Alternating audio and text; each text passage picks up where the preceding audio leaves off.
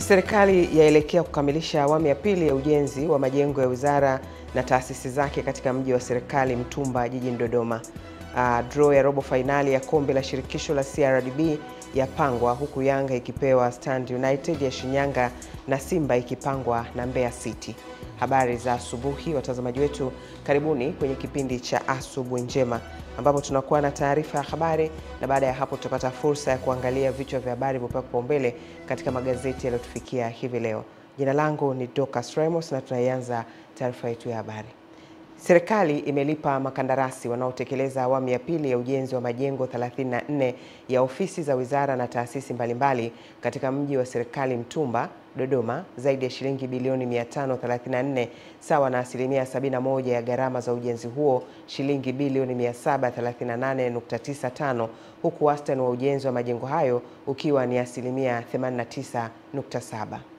Majengo kwa ajili ya ofisi za wizara katika mji huo wa serikali ni 24, ukienda sambamba na ujenzi wa majengo 10 ya taasisi za serikali katika awamu ya pili ya ujenzi huo ulioanza kutekelezwa mwaka 2021.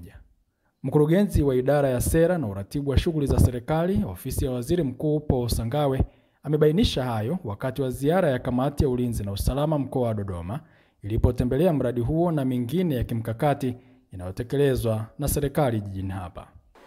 Hivi tunavyozungumza takriban asilimia 74 ya fedha hizo zimeshatolewa, ambazo ni karibu bilioni 534, na kazi inaendelea. Wastani wa ujenzi wa majengo yote ambayo nimeyazungumza hapa ni takriban 89.7. Kwa ujumla niseme tuko kwenye ukamilishaji wa ujenzi wa majengo ya serikali ya pili. Miradi mingine iliyotembelewa na kamati hiyo ni pamoja na kiwanja cha ndege cha kimataifa Msalato na barabara ya mzunguko wa nje wa Dodoma yenye urefu wa zaidi ya kilomita 112.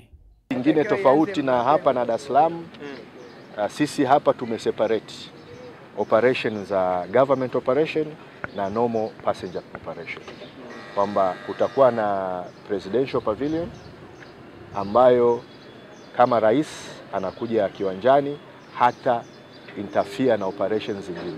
Tumekuwa tukimshauri mkandarasi kuongeza resources za kutosha, ikiwemo pia na wafanyakazi kwa ajili ya kuongeza kasi ya mradi, lakini vile vile na kufanya kazi usiku na mchana. Baada ya kukagua maendeleo ya miradi hiyo, kamati ya ulinzi na usalama mkoa ikiongozwa na mwenyekiti wake ambaye ni mkuu wa mkoa wa Dodoma Rosemary Senyamule ikatoa ushauri. Ambacho huenda tutaomba wizara na ngazi za juu zaidi waingilie ni ile la kuenda kwa muda. Na kwa hiyo inaonekana kama ukitaka muda unataka na hela za ziada. Nafikiri si utamaduni ambao tumeuzoea sana, japo labda ndio mikataba ya kimataifa, lakini kwa mahusiano yetu mazuri na hao wenyewe wajenzi, nafikiri inaweza likaongeleka na wakaona namna ya kuifanya haraka. Maana mtu akisema nataka shilingi fulani nifanye haraka, wewe uwezo wa kufanya haraka kumbe anao. Hadi sasa majengo matatu ya wizara ambazo ni Maliasili na Utalii, Wizara ya Maji na Ofisi ya Rais Utumishi, ujenzi wake umekamilika kwa asilimia 100, huku majengo 11 ujenzi wake ukivuka asilimia 90. Amani Mbando, Channel 10, Dodoma.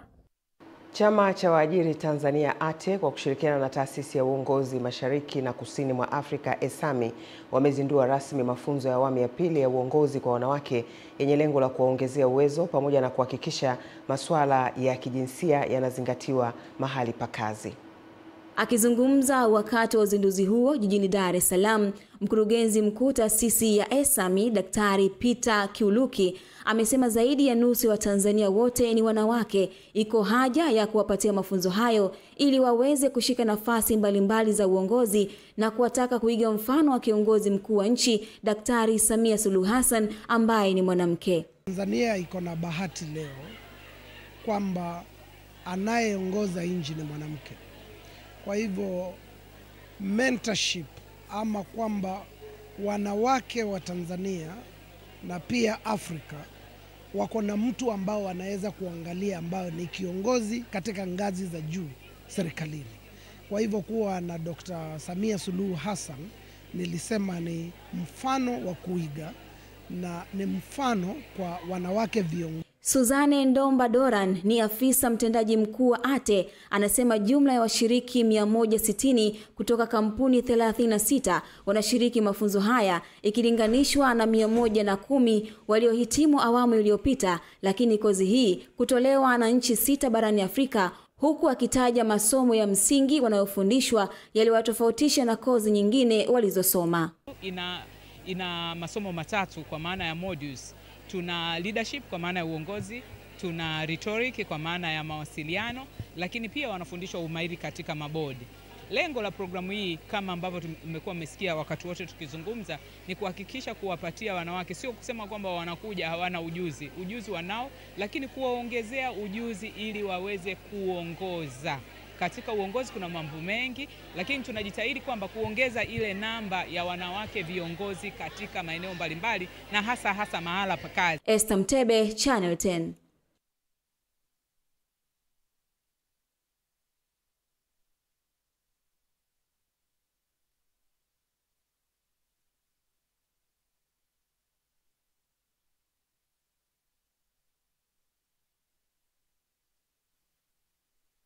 Ameyasema hayo jijini Dar es Salaam kwenye mkutano na waandishi wa habari, ambapo amesema ni ngumu kwa Chadema kuzuia uchaguzi, kwani vyama vingine vyote vimeendelea na maandalizi ya uchaguzi mkuu, huku tume huru ya uchaguzi ikiendelea na mchakato wa maandalizi ya uchaguzi mkuu. Amesema kuna baadhi ya wanachadema wametia nia ya kugombea ubunge na ni haki yao ya msingi ya kugombea, kwani katiba ya chama inawaruhusu kufanya hivyo. Sote tumeona CCM inajiandaa na uchaguzi.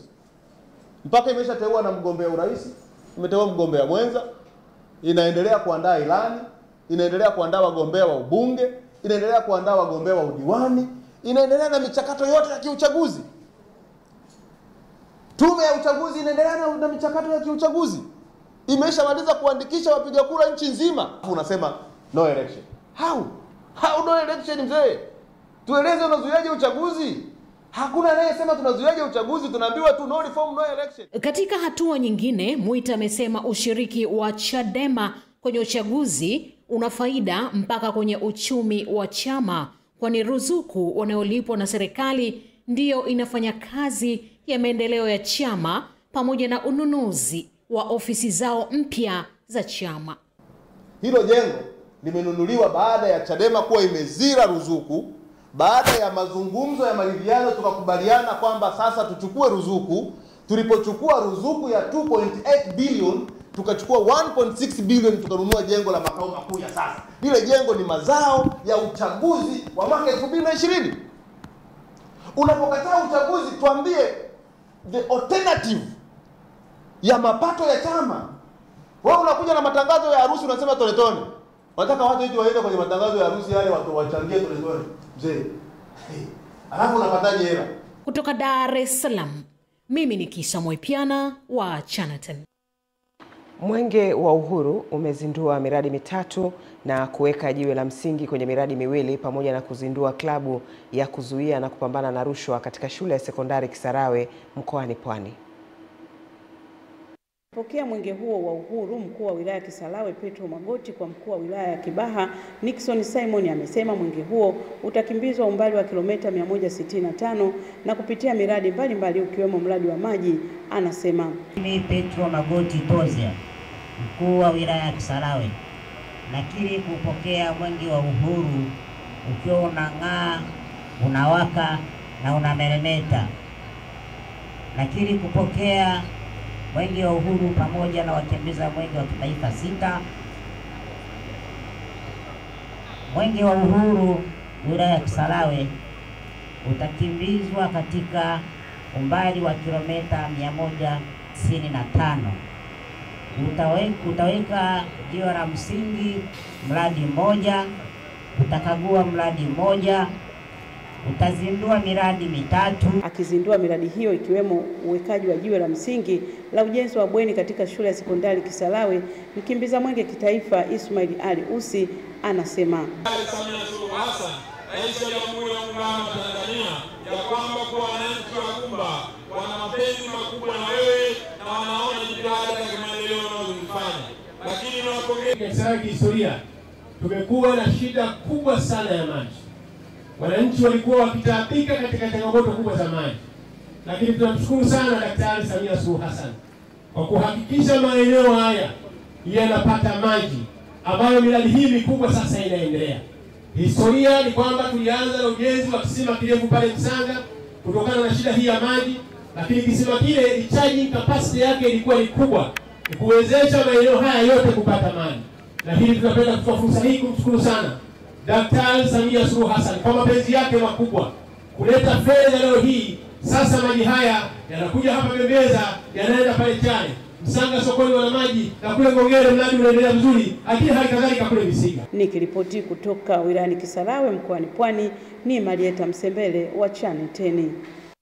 Balozi wa Rwanda hapa nchini Tanzania Patrick Nyamvumba amesema miaka 31 baada ya mauaji ya kimbari ya mwaka 1994 dhidi ya Watutsi na kusababisha machafuko, hali ya kiuchumi imeendelea kuimarika, ikiwemo ukuaji wa uchumi kwa wastani wa 8% kila mwaka, zaidi ya mara 4 ya ukuaji wa awali.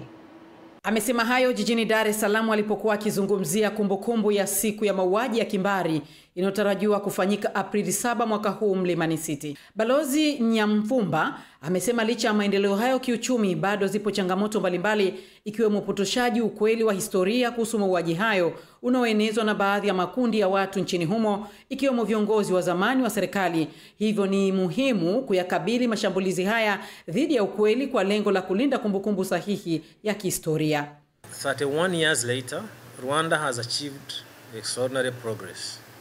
Since 1995, the country has maintained an average economic growth rate of 8%, 4 times the rate of the previous decade. Poverty levels have significantly declined, maternal health care has improved, and infant mortality rates have dropped. Life expectancy has risen drastically from 46.9 years in 2000 to 67.5 years in 2021. We encourage all communities to engage in meaningful remembrance activities. This year's theme also underscores the power of collective memory and the importance of resilience in the face of such unmitigated evil. Ameitaja changamoto nyingine kuwa ni ukosefu wa amani na usalama katika eneo la mashariki mwa Jamhuri ya Kidemokrasia ya Kongo DRC, ambako bado kuna kundi la wanamgambo wa mauaji ya kimbari, huku serikali ya Rwanda ikijizatiti kuchukua hatua kulinda mipaka yake. Kutoka Dar es Salaam, Beatrice Eric, Channel 10. Mkuu wa mkoa wa Kaskazini Pemba, Mheshimiwa Salama Mbaruku Khatibu, amewataka wakuu wa taasisi za serikali katika mkoa huo kufanya kazi kwa mujibu wa miongozo na sheria ya utumishi wa umma kwa kuhakikisha wanawatumikia wananchi wote bila ya ubaguzi. Akizungumza kwenye hafla kumwapisha katibu tawala wilaya ndogo Kojani iliyofanyika katika ukumbi wa mikutano wa Jamhuri wilaya Wete, mkuu huyo wa mkoa amemkabidhi majukumu 11 kwa mujibu wa sheria namba 8 ya mwaka 2018 ya tawala za mikoa. Na jukumu la kumshauri kwa hekima Mheshimiwa mkuu wa wilaya Wete, na huu ni wajibu wake ili kuona kwamba kazi zinakwenda vizuri. Na hapa lazima uelewe kwamba huyu ndio kiongozi wako, kwa hiyo una budi kuhakikisha kwamba unampa mashirikiano ya kila aina. Lakini pili, kusimamia sheria, miongozo na maagizo ya serikali katika utekelezaji wa majukumu yako uliopangiwa. Tatu, utakuwa ni afisa masuul wa usimamizi wa fedha za serikali katika ofisi yako ya wilaya ndogo Kojani. Mapema mkuu wa wilaya Wete Abdalla Rashid Ali amesema uteuzi huo umeenda kukamilisha safu ya uongozi ndani ya mkoa wa Kaskazini Pemba, huku katibu wa CCM mkoa huo Sulemani Mzee Sulemani amemtaka kwenda kwa chachu wa maendeleo katika wilaya hiyo. Mpongeza na kumshukuru Dr. Hussein Ali Mwinyi, Rais wa Zanzibar na mwenyekiti wa Baraza la Mapinduzi, kwa kutukamilishia safu yetu hii ya viongozi katika wilaya yetu hii ya Wete, na bila shaka na mkoa wa Kaskazini kwa jumla wake. Utaweza kumudu majukumu yako kwa mujibu wa sheria na hayo majukumu 11 uliopewa, lakini kubwa zaidi majukumu haya ni majukumu ya watu. Kwa hiyo kazi kubwa na silaha yako kwenda kuishi vizuri na watu wa Kojani na kuhakikisha changamoto zao zinakuwa fursa kwako katika kuleta maendeleo na mabadiliko makubwa katika kisiwa chetu cha Kojani. Niombe mashirikiano tu katika majukumu yangu haya mapya ambayo kwa leo umeshanieleza hapa awali. Kwa hiyo naomba mashirikiano ya dhati katika kukamilisha hili ili kumsaidia Mheshimiwa Rais yale malengo yake yalikuwa yamewekwa. Na ili tuendane na awamu ya 8 na kipindi hichi tunaenda kwenye uchaguzi, kwa hiyo mashirikiano ni muhimu. Ni Masanja Mabula, Channel 10, Pemba, Zanzibar. Rais wa Jamhuri ya Muungano wa Tanzania, Mheshimiwa Dr. Samia Suluhu Hassan anatarajiwa kuzindua jengo la makao makuu ya mahakama nchini ambalo ni la 6 kwa ukubwa duniani na la kwanza barani Afrika. Akiongea na waandishi wa habari hapa jijini Dodoma, mtendaji mkuu wa mahakama Profesa Elisante Ole Gabriel amefafanua kuwa jengo hilo limejengwa kwa gharama ya shilingi bilioni 129.7 zikiwa ni fedha za ndani. Square mita 53,450 kwa sasa liko Ulaya. Maana yake nini? Niliwatangulizia kuambia gross surface area ya jengo letu ni square mita 63,244.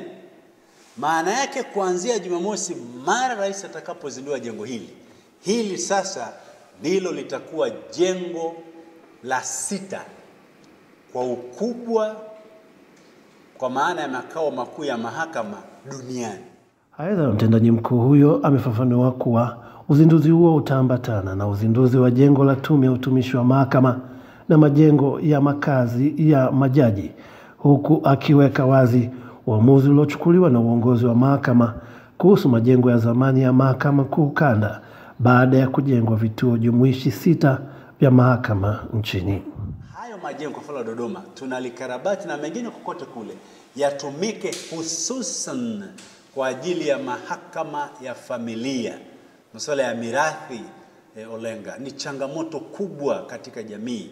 Kwa hiyo tunadhani imeshaamuliwa, Mheshimiwa Jaji Mkuu ameshaelekeza kwamba yale majengo yote ambayo yalikuwa yanatumika kwa mahakama kuu sasa ifunguliwe shughuli za mahakama ya familia, kwa sababu ili nchi iweze kutulia, wale wananchi wa kule kabisa ngazi za chini kwenye masuala ya kijamii ya kifamilia waweze kupata huduma hizo. Ni moja ya miradi mitatu ambayo Mheshimiwa Rais anatarajiwa kuizindua, likiwemo jengo hili kwa ukubwa duniani ni la 6 na kwa Afrika ni la kwanza. Kutoka hapa Dodoma ni Kuringe Mwangi.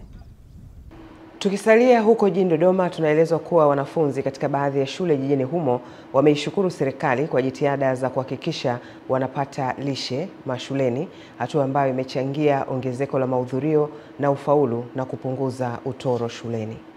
Wanafunzi hao kutoka shule za msingi jijini Dodoma wamesema lishe hiyo inawapatia virutubisho muhimu vinavyowasaidia kuimarika kiakili. Nashukuru serikali, wazazi na walimu kwa kutuletea chakula hiki, kwa sababu kinatugaia lishe kama wanga, protini na vitamini. Tunamshukuru Rais kwa kutuletea ajenda ya uji shuleni, kwani inatuimarisha kiakili, kiafya na kusoma vizuri darasani. Tunapopewa chakula shuleni tunaweza tukaimarika kiakili, kutokuwa toro shuleni na pia kutolala darasani. Aidha, walimu wa shule hizo wamesema kwa sasa wazazi wamekuwa na mwitikio mkubwa, huku wakibainisha mafanikio ya upatikanaji wa lishe mashuleni. Kabla watu hawajaanza kula shuleni utoro ulikuwa ni mkubwa, kwa sababu ilikuwa inafika saa 6, kuna watu wengine wanaondoka nyumbani hawajaonja kitu saa 7. Kwa hiyo anakuwa amelala au anatoroka, lakini sasa hivi kwa sababu anakunywa uji anashiba, mpaka saa 8 anakuwa active na anafanya vizuri. Kwa hiyo tunashukuru sana serikali, tunaomba aendelee kutuletea mambo mengine mazuri kama haya. Ufaulu wetu umepanda kuanzia ngazi ya shule mpaka ngazi ya kitaifa, kwa sababu watoto wanapopata lishe mashuleni, kwanza ule utoro wa rejareja umepungua, watoto wanakuja shule kwa sababu wanapata chakula. Hivyo tunashukuru sana serikali kwa kuona mpango huu wa kuleta lishe mashuleni. Tunamshukuru Mheshimiwa Rais wa Jamhuri ya Muungano wa Tanzania kwa kuona umuhimu wa kuhakikisha kila shule inapata lishe, na hii tunamhakikishia kupitia lishe hii wanafunzi sasa watapata ufaulu mzuri hata katika ngazi ya taifa.